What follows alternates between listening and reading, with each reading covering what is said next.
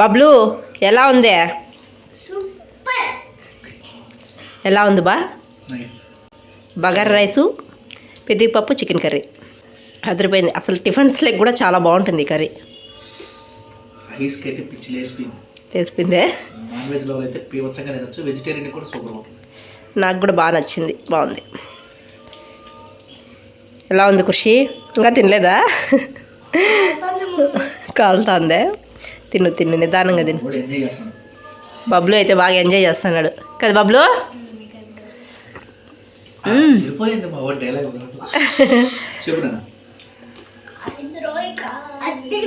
అద్దరిపోయింది. తింటానా ఖుషి? వేడిగా తింటేనే బాగుంటుంది. బాగుందే? అదుర్స్. బాగా ఎంజాయ్ చేయండి.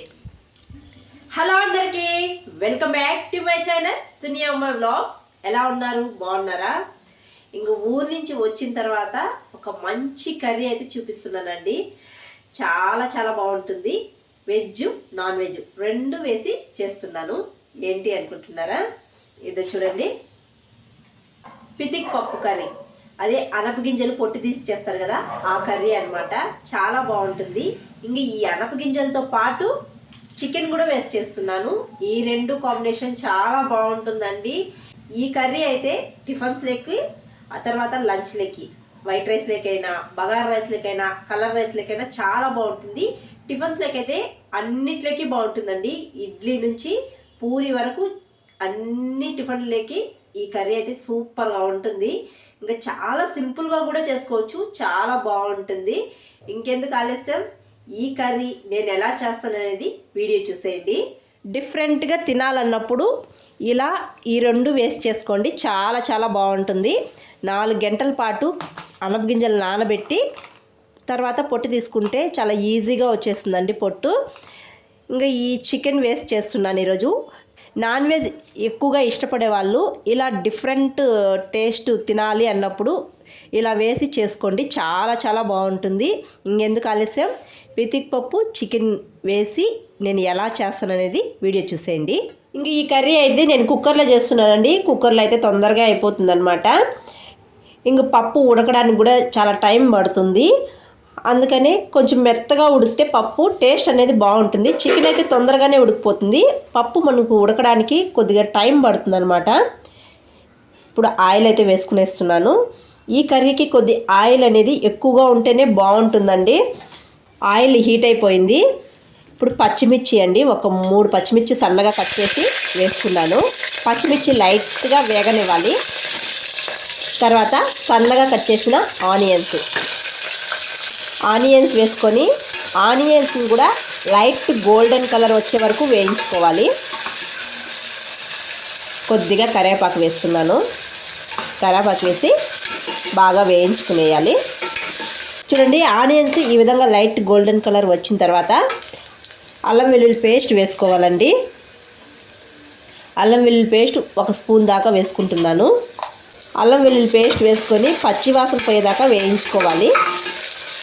అల్లం వెల్లుల్లి పేస్ట్ వేగిపోయిన తర్వాత చికెన్ వేసుకునేయాలండి. నేను 1/2 కిలో చికెన్ అయితే తీసుకున్నాను. 1/2 కిలో పితిక్ అయితే తీసుకున్నాను అనమాట.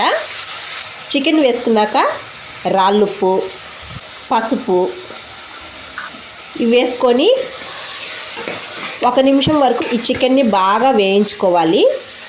మూత పెట్టి 1 నిమిషం వరకు చికెన్ అయితే ఈ ఆయిల్లోనే ఉడకనిద్దాము. 1 నిమిషం అయితే అయిందండి. ఇప్పుడు ఈ పితిక్ పప్పును కూడా వేసుకునేయాలి.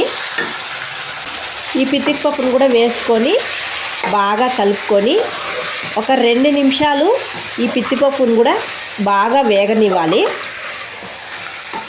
ఈ రెండు వేసుకొని కర్రీ చేస్తే చాలా డిఫరెంట్ టేస్ట్ బాగుంటుందండి. ఎవరన్నా చేయకుండా ఉంటే తప్పకుండా చేసి చూడండి, టేస్ట్ మాత్రం అదిరిపోతుంది. టిఫిన్స్ లేకైనా లంచ్ లేకైనా దేంట్లోకైనా చాలా చాలా బాగుంటుంది కర్రీ. ఇప్పుడు మూత పెట్టి ఒక 2 నిమిషాలు అయితే వేగనివ్వాలి. మధ్య మధ్యలో కలుపుతూ ఉండాలండి. 2 నిమిషాలు అయితే అయిపోయిందండి. ఇప్పుడు చూడండి, ఒకసారి బాగా కలుపుకునేసి ఇప్పుడైతే టమాటా ఒక 4 పెద్ద సైజు టమాటాలను సన్నగా కట్ చేసి వేసుకుంటున్నాను. అలాగే కొద్దిగా కొత్తిమీర కూడా వేసుకునేస్తున్నాను. ఇవి వేసుకొని కలపకుండా మూత పెట్టుకునేద్దాము. కొంతసేపటికి టమాటా మెత్తగా మగ్గిపోతుంది. టమాటా అయితే మగ్గిపోయిందండి. ఒకసారి బాగా కలుపుకునేద్దాం. చూడండి, టమాటా బాగా మగ్గిపోయింది. టమాటా మగ్గిపోయిన తర్వాత రెడ్ చిల్లీ పౌడర్ కారానికి తగ్గట్టు వేసుకోవాలండి. తర్వాత ధనియాల పౌడర్, తర్వాత గరం మసాలా 1/2 టీ స్పూన్ అయితే వేస్తున్నాను.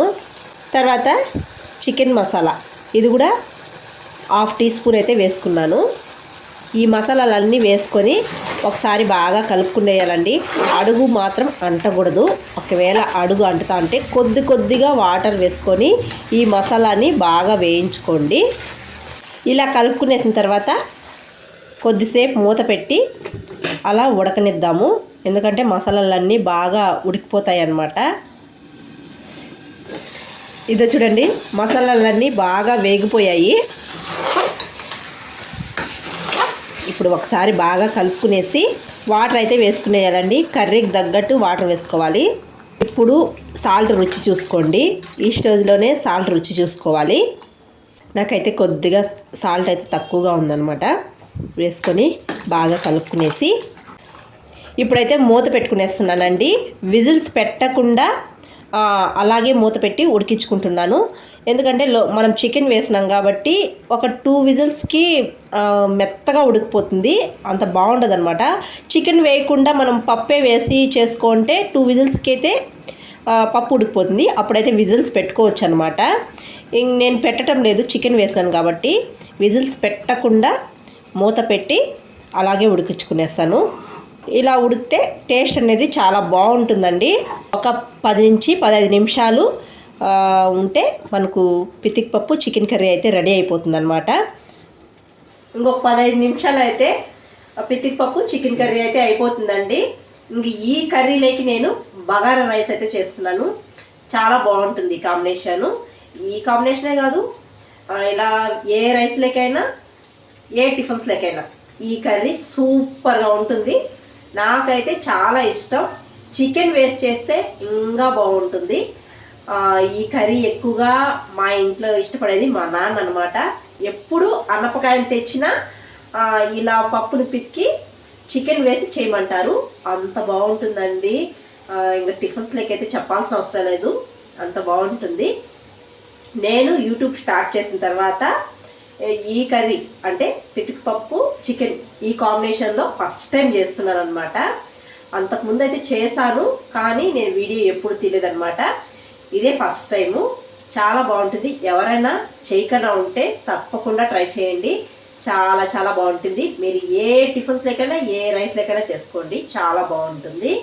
ఇంక ఇలా చేసి పెట్టారంటే ఇంట్లో మళ్ళీ మళ్ళీ చేయమంటారు, అంత బాగుంటుంది. ఇంట్లో కొద్దిగా ఏదైనా స్పెషల్గా డిఫరెంట్ టేస్ట్ తినాలన్నప్పుడు ఇలా ఒకసారి ట్రై చేయండి, చాలా బాగుంటుంది. ఇంకా నేను బగారా రైస్ చేసిన తర్వాత చూపిస్తాను. ఒక 15 మినిట్స్లో ఈ కర్రీ కూడా అయిపోతుంది అనమాట. విజిల్స్ అయితే పెట్టలేదు. 15 మినిట్స్ తర్వాత ఈ కర్రీ మీకు చూపిస్తాను. కర్రీ అయితే అయిపోయిందండి. పితిక్ పప్పు చికెన్ కర్రీ అయితే అయిపోయింది. ఇది చూడండి, చూడ్డానికైతే చాలా బాగుంది కదా. తినడానికి కూడా అదిరిపోతుంది, అంత బాగుంటుంది. నేనైతే విజిల్ పెట్టకుండా అలాగే ఒక 15 నిమిషాలు అయితే ఉడికించుకున్నాను అనమాట. సూపర్గా ఉంటుందండి ఈ కర్రీ. ఎవరైనా చేయకుండా ఉంటే ఇలా ఒకసారి ట్రై చేసి చూడండి. ఇంకా ఈ పితిక్ పప్పు చికెన్ కర్రీలకైతే బగారా రైస్ అయితే చేస్తున్నాను అనమాట. ఇంకా అవ్వలేదు. బగారా రైస్ అయిపోయిన తర్వాత తినడమే ఆలస్యం. బగారా రైస్ కూడా అయిపోయిందండి. ఇంక సర్వ్ చేసుకొని తినడమే. నేను ఈ కర్రీలోకైతే బగారా రైస్ అయితే చేసుకున్నానండి. వేడి వేడిగా తినాలా, చాలా బాగుంటుంది. మా లంచ్ అయితే అయిపోయిందండి. బగారా రైస్, పితిక్ పప్పు, చికెన్ కర్రీ చాలా బాగుంటుంది. వేడి వేడిగా తింటే చెప్పాల్సిన అవసరం లేదు, టేస్ట్ అంత బాగుంటుంది. ఎవరైనా ట్రై చేయకుండా ఉంటే ఇలా ట్రై చేయండి ఒకసారి, చాలా బాగుంటుంది. ఒక్కసారి తిన్నారంటే మళ్ళీ మళ్ళీ చేసుకొని ఇలానే తింటారనమాట.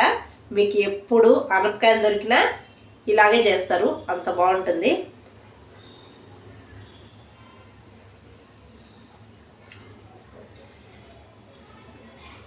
చాలా బాగుంది. అసలు విజిల్స్ పెట్టకుండా చేసుకుంటే టేస్ట్ అదిరిపోతుంది. విజిల్స్ పెట్టి చేసుకుంటే అంత టేస్ట్ అనిపిదు అనమాట. విజిల్ పెట్టకుండా ఇలా చేసుకోండి, చాలా బాగుంటుంది.